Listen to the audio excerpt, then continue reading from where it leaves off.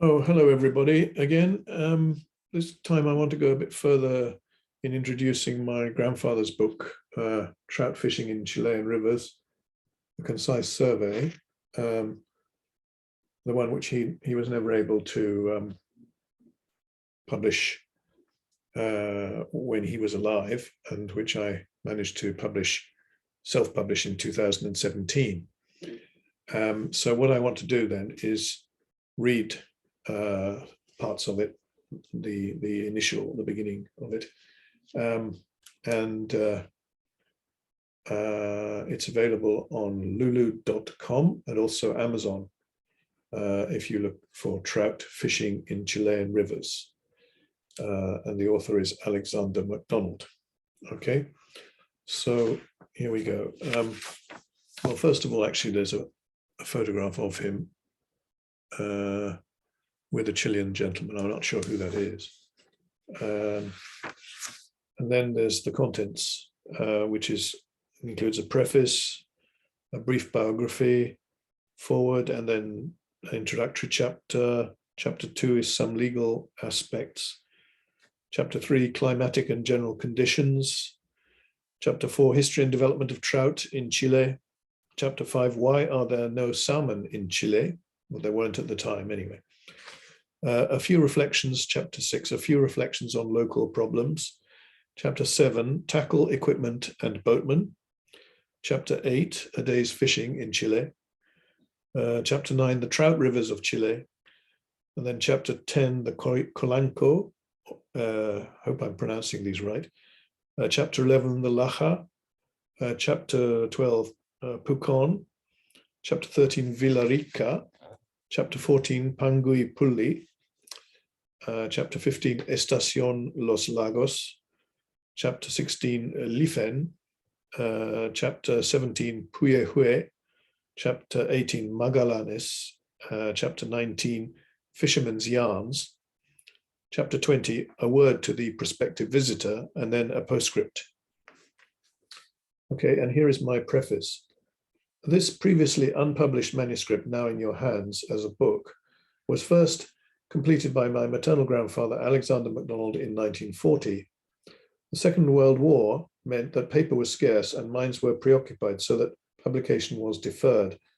Another attempt to publish was made by the author after revisions in 1952, and yet again by his family in 1999. Happily, nowadays, self-publishing at reasonable cost and effort is possible, so I am in a position to bring this book to readers at last. It will be for you to judge whether it has stood the test of time. At least it provides a careful study of fishing as it was in Chile, and it is pleasantly leavened with gentle humour throughout. I have taken the liberty of adding the word fishing to the original title, since it more accurately reflects the content of the work. So not trout in Chilean rivers, but trout fishing in Chilean rivers. I wrote this in October 2017. And next we have a brief biography, probably written by my parents, although they haven't written their name at the bottom. Alexander MacDonald CBE, 1894 to 1954. Alexander MacDonald was born in Glasgow, Scotland in 1894 and educated at Hutchison's Boys' Grammar School in Glasgow.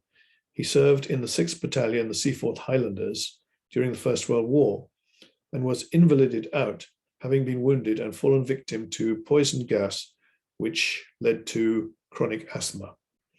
The treatment in those days was to seek a dry climate in which to live.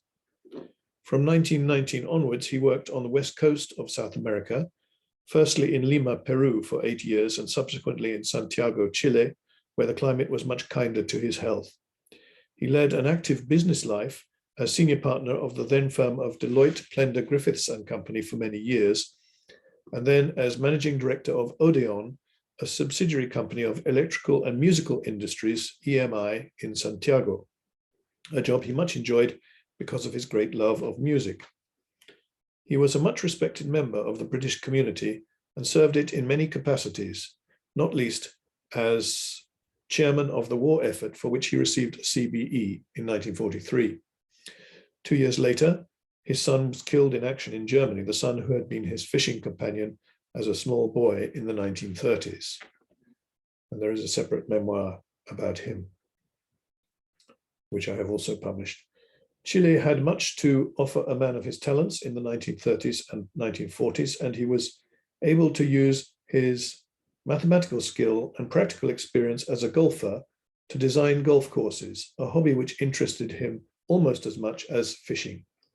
The first course was at Pucón, followed by the Los Leones course in Santiago in collaboration with Agustin Edwards. I believe that's Agustin Edwards Budge. There are several Agustin Edwards, in fact, which makes it a bit confusing. But anyway, author of the foreword of Trout in Chilean Rivers. Well, I think the author of the foreword is Agustin Edwards McClure, who was father of Agustin Edwards Budge. But anyway, he expended a great deal of time and effort on the course at Santo Domingo, designing it and supervising the planting. The course opened in 1946 and is now a beautiful and renowned championship course, a great legacy indeed for which many Chilean golfers are grateful. Not surprisingly, in 1947, he was appointed president of the Asociación de Golf de Chile. The last course he designed was Los Incas in Lima, which opened in 1949, though there were others on the drawing board at the time of his premature death in 1954 at the age of 59. It was in Chile, a fisherman's paradise, that he was able to enjoy to the full the great sport of fly fishing in some of the most beautiful and unspoiled countryside in the world. He was persuaded by friends to write an account of his experiences in this field when he had a few months of enforced idleness in 1938, owing to illness. He had an enviable knowledge of many of the best fishing rivers and applied painstaking attention to detail to the excellent maps of the areas he knew. Trout in Chilean Rivers was written in a more peaceful age before the advent of intensive commercial air travel, sophisticated hotels, mobile phones, and all our modern aids. Even color photography was in its infancy. It was intended as a guide to fly fishermen visiting Chile, and the author's wish to share his enthusiasm for the sport with others is obvious. He revised the book in 1952, and his widow returned to England, bringing the manuscript and accompanying photographs and maps to hand on to their daughter and family. My mother and our family. Alexander MacDonald had an abiding love for his native Scotland and for his adopted country, Chile, and its people, among whom he had many friends. They regarded him as the epitome of a gentleman, which he was. Moreover, he was a gentleman with a delightful sense of humor and a great record of public service. He and his contemporaries did much to foster Anglo-Chilean relations in their day.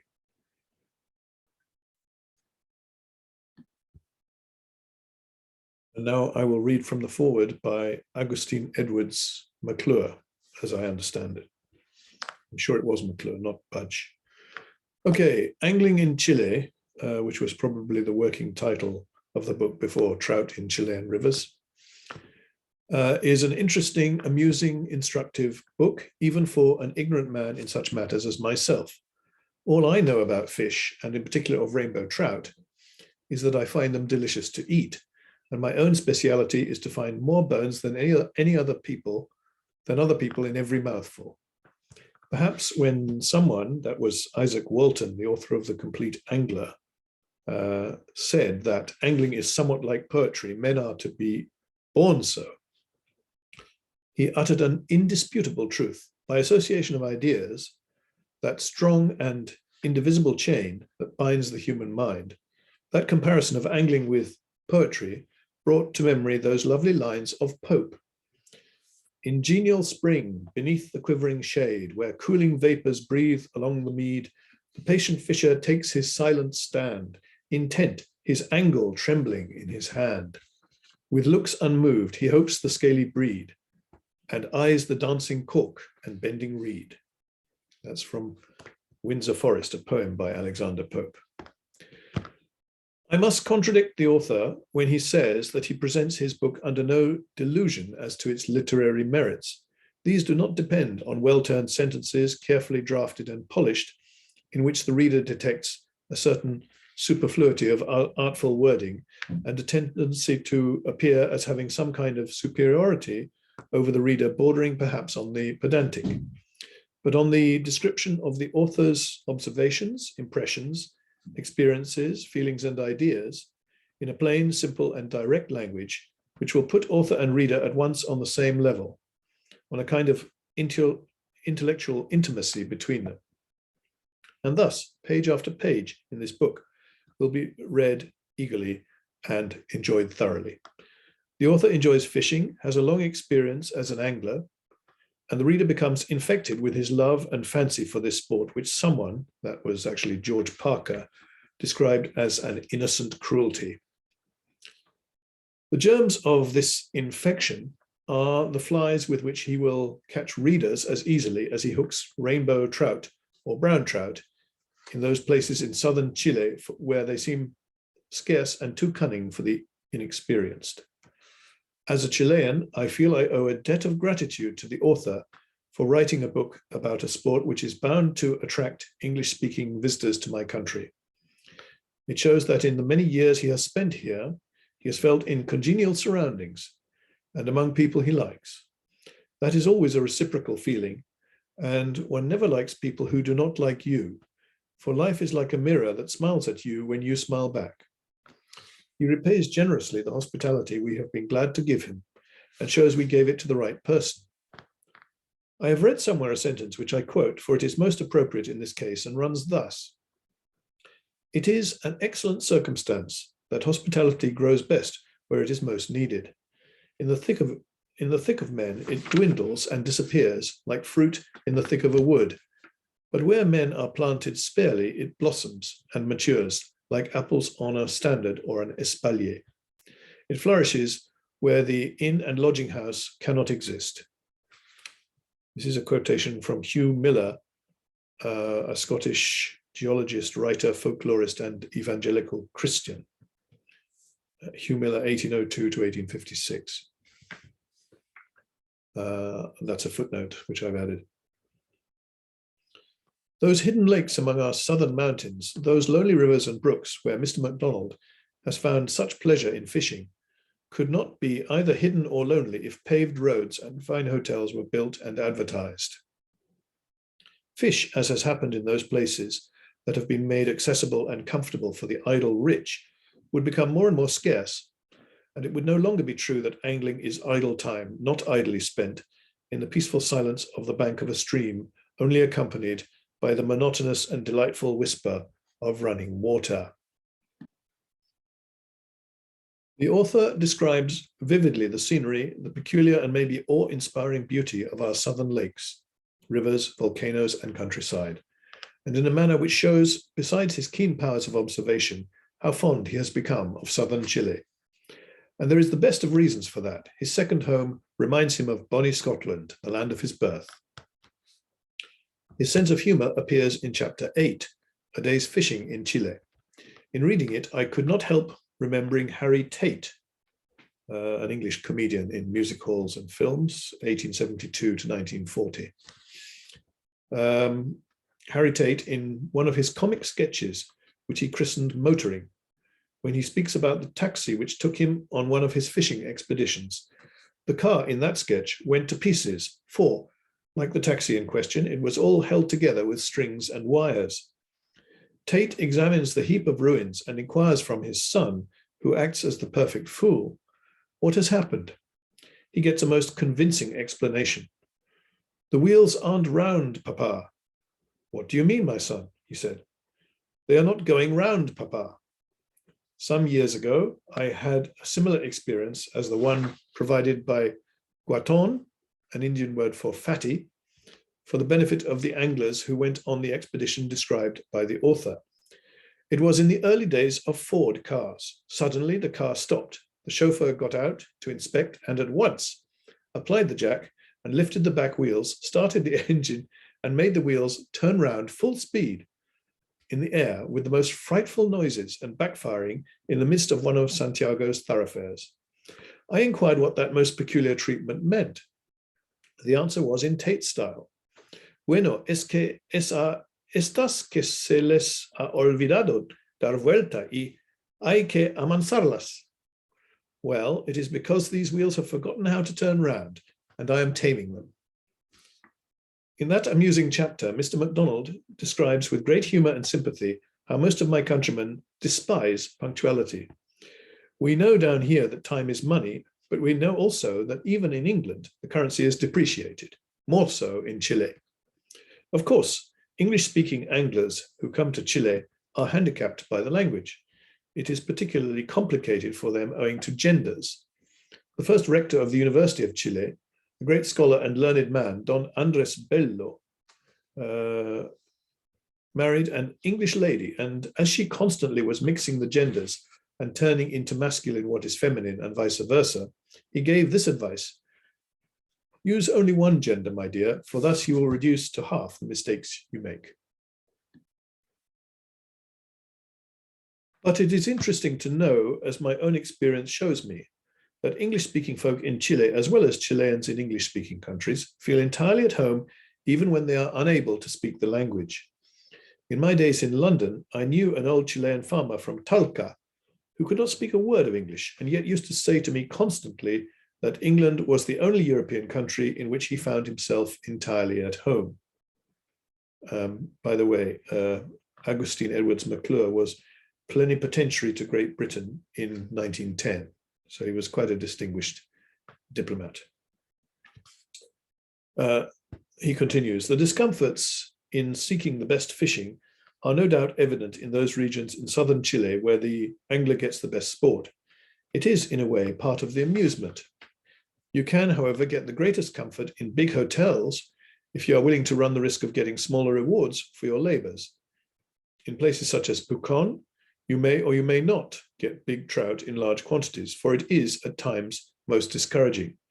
There are good and bad seasons, good and bad days for angling, but you never fail to meet plenty of nice people, good-looking women, music and dance in the evening, good rooms to rest and dream of wonderful exploits the next day.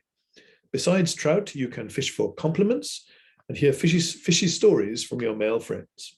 However, even in those lonely rivers and lakes where one has to live under a tent, one is bound to feel surrounded by lavish accommodation and to think the arrangements for fishing are perfection itself when one remembers the experience of Vice Admiral John Byron, grandfather of the poet, Lord Byron, who was wrecked 200 years ago in 1740 on an island in southern Chile, which bears to this day the name of his ship, the Wager. He resorted to fishing to save the survivors from starvation, and his boatswain was perhaps the first Englishman who fished in Chile. In Byron's narrative, published on his return to England, the episode is thus described. The pressing calls of hunger drove our men to their wits' end and put them upon a variety of devices to satisfy it.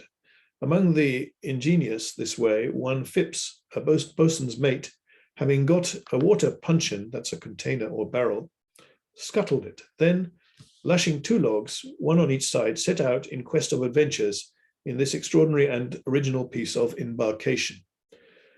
By this means he would frequently, when all the rest were starving, provide himself with wild fowl, referring to fish as is proved by preceding paragraphs.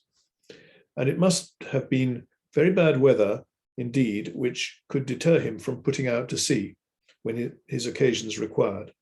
Sometimes he would venture far out in the offing and be absent the whole day. At last it was his misfortune, at a great distance from shore, to be overset by a heavy sea. But being near a rock, though no swimmer, he managed so as to scramble to it. There he remained 2 days, with very little hopes of any relief, for he was too far off to be seen from shore. But fortunately a boat, having put off and gone in quest of wild fowl that way, discovered him, making such signals as he was able, and brought him back to the island. In chapter 19, Mr. MacDonald deals with fishermen's yarns and speaks of the proverbial untruthfulness of anglers. I prefer to follow on the footsteps of Mr. Winston Churchill and call them, in parliamentary language, terminological inexactitudes. Are these confined to anglers, or is it a universal amusement? I remember many years ago, during a long stay in southern Spain, a fishing yarn which might be added to Mr. MacDonald's delightful collection. An Andalusian was telling another he had caught a fish 5 meters long and weighing over 100 kilos. The other showed no surprise, but replied he was a coppersmith and was making a copper vessel so big that when he was hammering on one side, people standing on the other could hardly hear a sound. The Andalusian angler, not in the least perturbed, asked him what was that colossal copper vessel meant for. Ah, retorted the other, just to cook fish as large or larger than the ones you catch. Chapter 20, a word to the prospective visitor, has, besides very useful and practical information on costs of living, some general remarks worth quoting. Mr. MacDonald speaks of a kind of Freemasonry about fishing. It comes perhaps from the absence of competition between anglers. One cannot imagine a tennis player, a golfer, an athlete, or a boxer helping his opponent to beat him. Fishing is not a sport of an antagonistic nature. Anglers, after a good day, eat together the fish they have hooked and enjoy exchanging notes and information on their exploits, mingled here and there with a few yarns. It is the pepper and salt to season the chatting. And on a glorious morning, with a blue clear sky, surrounded by snow-capped volcanoes, sitting around a fire on the borders of a lake, so still that you can see reflected on its surface the whole gorgeous scenery, what is there to prevent feeling the joy of living and the happiness of good, intimate companionship? Mr. MacDonald speaks of the waters of Chilean as being the best in Chile. That's about 400 kilometers south of Santiago. And perhaps in this continent to cure rheumatism, the most widespread ailment of anglers. I believe he is right. A Jesuit, Padre Diego Rosales, 1601 to 1677, who lived in Chile from 1630 until his death, speaking in his Historia del Reino de Chile of the resources to be found for medicinal purposes, said over 300 years ago that almost in every forest, so many trees and bushes were to be found with some kind of medicinal properties that they were like chemist shops, and so many waters with healing qualities that some were like a doctor's prescription. He refers particularly to Chilean and endorses Mr. MacDonald's remarks 300 years in advance. May I, in conclusion, say that this book will be eagerly read not only by English-speaking anglers, but by all Chileans who know the language in which it has been written, for it is a valuable contribution to strengthen the links of friendship and understanding which already exist between Chile and England and the United States of America. Agustin Edwards, Santiago de Chile, May 1941. Now, if it is McClure, as I think it is, he died on June 18th of 1941, so shortly after writing this. And the Edwards family of Chile it's of Welsh origin. They became financially and politically influential in the 19th century and still own its most influential newspaper chain, El Mercurio. Several family members were named Agustin Edwards, and I think the one who designed golf courses was Agustin Edwards Budge, who was the son of Agustin Edwards McClure. That's what I believe anyway. Okay, now I would like to give a flavor of my grandfather's writing. It's dedicated to my fishing friends in Chile. Introductory chapter, chapter 1. I have often wondered what has inspired the writing of a particular book by an amateur author. Expeditions to unknown countries, unusual experiences, distinction in particular spheres of activity or sport, scientific research. Those are a few of the reasons why books are written, and there are many more. In my own case, an active life with comparatively little spare time and a knowledge of my own literary limitations have caused my efforts in the direction of journalism to be confined to a few articles in the press. Some years ago, however, an unexpected turn of events provided me with a lot of spare time on my hands, and the search for an outlet to occupy those hours of leisure is the raison d'etre of this book. In all modesty, I present it, under no delusions as to its literary defects, but in the hope that it may give pleasure to kindred spirits in this country and in other parts of the world. The problem of the subject to choose was an extremely difficult one, as it seemed to me that little or none of my experiences or ideas could have any possible interest to the average reader. After considerable thought, I came to the conclusion that, as many of the best days of my life have been spent trout fishing in Chile, and as the subject is comparatively little known to fishermen in other parts of the world, a book on such a theme could not fail to make an appeal to fellow anglers and might even attract some of them to pay a visit to this country at some future date. I was supported in this conclusion by the recollection of a conversation I had in Pucón several years ago with an angler who had come out all the way from England to fish. In the course of conversation, he told me that he had been induced to come to Chile by an article he had read in the Sketch, and he proceeded to relate to me that the article was written about a camping expedition in the south, in which the information regarding the fishing had attracted his attention. Actually, I was one of the party in that particular camping expedition, but what impressed me was that the article in question, which was quite short, should have been responsible for the visit of this fisherman from England. If this book should have a similar result and at the same time assist our visitor in making his plans, I shall be amply rewarded. It has often been said that wherever you have a trout stream, the surrounding country is beautiful. And in my own experience, I have always found this to be true. The south of Chile is a very beautiful country, and its Lake District is renowned the world over. Every year, more and more visitors from abroad are being attracted to it as the traveling facilities and hotel accommodation improve. The best fishing in Chile lies in the heart of the Lake District, and the natural surroundings of the Trout Rivers are extremely beautiful and reminiscent of the finest scenery in Switzerland and other parts of Europe. Perhaps it would be fairer to say that the Chilean Lake District has a beauty peculiarly its own, and the combination of lake, river, forest, and the inevitable snow-clad volcano puffing smoke into a cloudless blue sky is something worth going a long way to see. Certain parts of the south of Chile remind me very much of my native land, bonnie Scotland. And in recalling to me the beauty of that little country north of the Tweed, stir in me a deeper affection for the land of my adoption, my second home. A subject, therefore, involving the recollection of the lovely parts of Chile in which I have had the good fortune to fish, has a particular appeal to me and is a happy choice which will afford me many hours of pleasure. Books on fishing subjects are, as a general rule, written by experts who tell their less experienced readers how to flick a fly under an overhanging tree on the opposite side of the river in a gale of wind, how to tie knots, what flies or bait to use, and all sorts of useful information. This book is an exception to the rule, in that it is written by a very ordinary fisherman who would not have the effrontery to try to teach anybody how to fish, and who is merely writing as the intermediary for fishermen in Chile in conveying to fishermen in other lands information about the magnificent sport to be had in the country.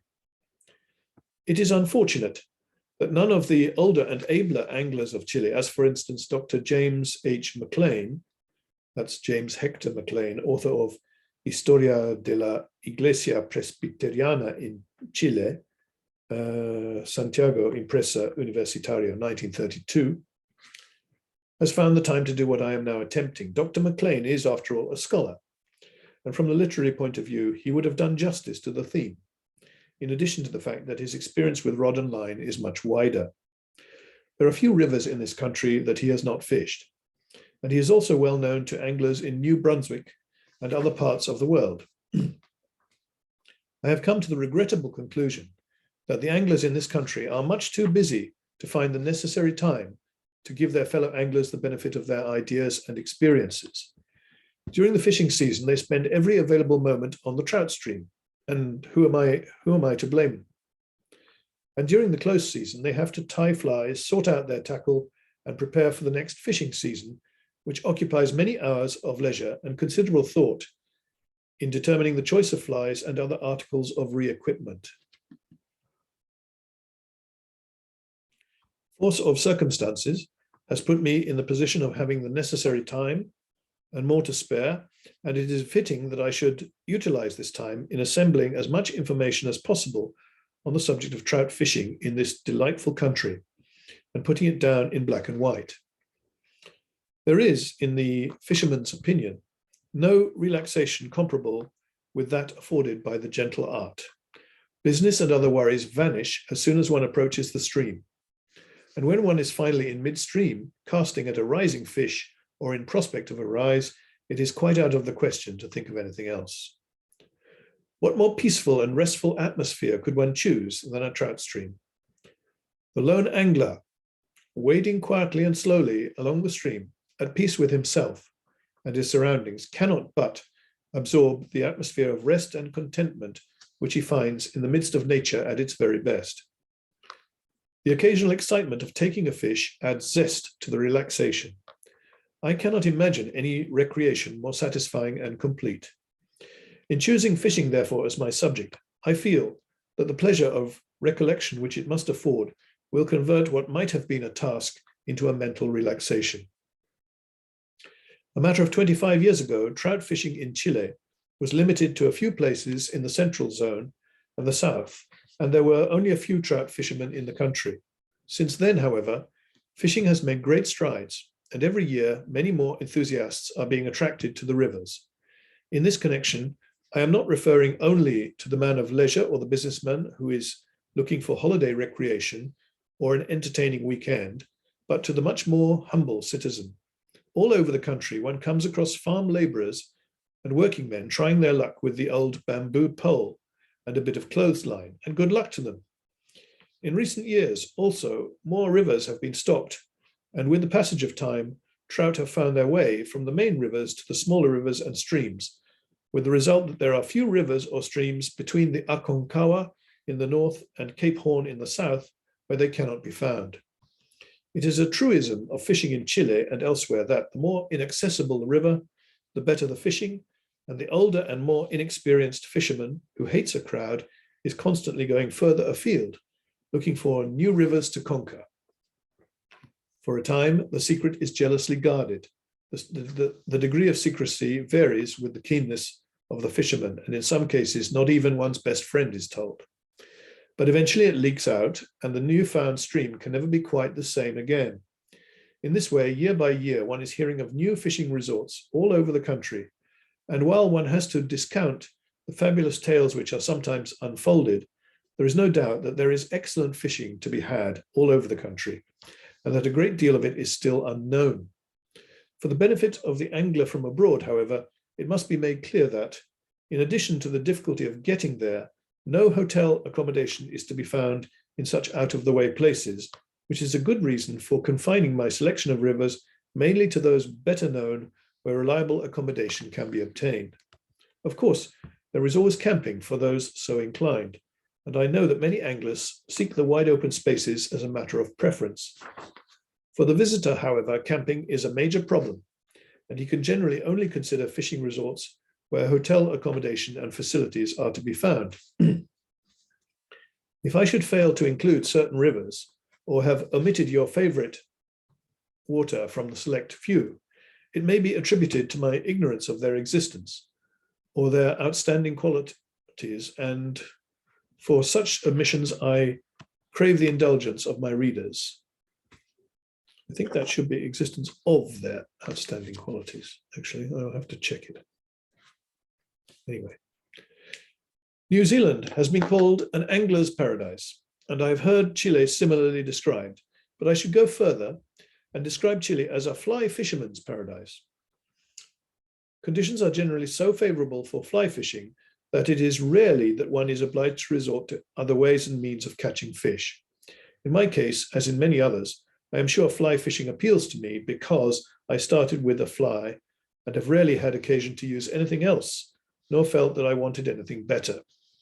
On one occasion, when I attempted to learn to spin with a bait casting reel of the Altex type, I had no success whatsoever, and had to abandon 6 perfectly good spoons and minnows in the bed of the river, although I must confess that with the exercise of infinite patience, this form of spinning would have appealed to me in the course of time.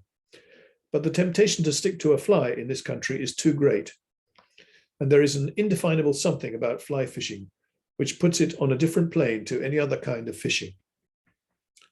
My spinning and trolling friends will probably dub me a supercilious purist, but far from this being the case, I am very conscious of my incompetence as a fisherman in having, so to speak, only one shot in my bag, and wish I had the ability to adapt myself to any conditions which might arise. Nor do I make any claim for fly fishing on the academic grounds that it is more sporting as far as the fish is concerned, as he had more chance of getting away, as I think his probability of escape in the hands of a capable fly fisherman is almost equally remote. In my fishing bag, I always carry a few spoons and other gadgets for emergency purposes. These are not spoons with which you eat, they are spoons used in fishing. But it is a bad day when they have to be produced, as I have so little idea of how to use them. This long-winded explanation is in the nature of an apology for writing this book almost exclusively from the point of view of the fly fisherman. And while I must confess that my main purpose is to interest fly fishermen in other parts of the world in the excellent sport to be had in Chile, I trust that the information contained therein will not be without appeal to the fisherman who prefers to spin or troll. In the number of Punch, dated August 14th, 1939, there is an amusing caricature of a fishing visitor and a small local boy on the bank of a river with the following dialogue. Visitor says, "What's the favorite fly in these parts, boy?" The boy says, "A worm." I'll just try and show you that. There we are, there's the, whoops. It's rather fun. I found that, I looked it up. It would be unjust to say that the favorite fly in Chile is a worm, but the allegation would have some foundation, as there are in this country a considerable number of bait fishermen, and they are not confined to small boys and those who can afford nothing better. It is only fair to state, however, that the main factor is the cost of the salmon fly, which is prohibitive to the majority of local fishermen, and that few have yet acquired the ability to tie a fly which would overcome the difficulty. There can be no objection to fishing with a worm when there is no alternative, but in a trout stream where the water is clear as crystal, it can only be regarded as a barbaric custom, a relic of the Dark Ages, which is bound to disappear to a great extent in the course of time as fly fishing becomes better known and appreciated. I should mention that worm fishing in this country is entirely unskilled and does not mean casting as in other parts. It consists simply of dipping the worm into each successive deep pool and hoping for the best, which as a means of catching fish is highly successful. As previously mentioned, this book is primarily intended to interest fishermen in other parts of the world in fishing conditions in Chile, but certain local problems are taken up, which are obviously for internal consumption. I have been very frank about such matters, and I trust that my readers in this country will realize that my criticism is constructive, in that I have endeavored to suggest steps which might be taken to improve fishing conditions. Chile employs the metric system of weights and measures, but for the benefit of fishermen in the English-speaking countries, I have used the fishing weights and measures to which they are accustomed. The only exception to this is that I quote distances and also show them in my fishing maps in kilometers as well as miles. I'm afraid it will be found that I have been guilty of repetition in certain instances. I have tried to avoid this, but have found that certain matters requiring emphasis fall under more than one appropriate heading. I had also hoped to eliminate myself almost entirely from the book, but found it impossible as so many fishing experiences are personal. And again, I have to take the responsibility for most of the opinions expressed. For such sins of repetition and egoism, I beg your pardon.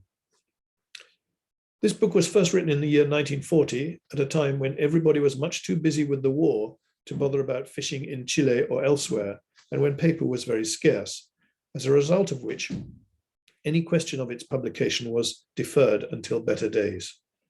I have discovered that putting it up to date is a major problem, as the fishing world is in a constant state of flux. Rivers change, new rivers are discovered in the fishing sense, new hotels and fishing lodges spring up, anglers come and go, and fresh records are made. In a country so widespread, it is hard to keep pace with it all, and things happen which one only hears about years later. Some fishing resorts may have changed for the worse. I know that is true particularly in the central zone, and it is possible that my description may show fishing conditions in too favorable a light for present-day standards, as there has undoubtedly been a leveling down in recent years. In such cases, I can only excuse myself by suggesting that my picture is as it used to be, and ought to be if all were well in the state of Chile from the fishing point of view. Nothing short of a catastrophe in the shape of a radical change in the climate and the rivers going dry can alter the fact that Chile has all the natural conditions of a great fishing country, and provided that man plays his part in looking after it, Chile will always rank very high in the world's fishing ladder. I am greatly indebted to my many fishing friends in Chile and other parts of the world who have provided me with photographs and invaluable information and have been so helpful and patient throughout. But let us have done with explanations, apologies, and acknowledgements and proceed. And that is the end of chapter 1. I think I will stop the recording here, possibly continue later with a separate video. Thank you for listening.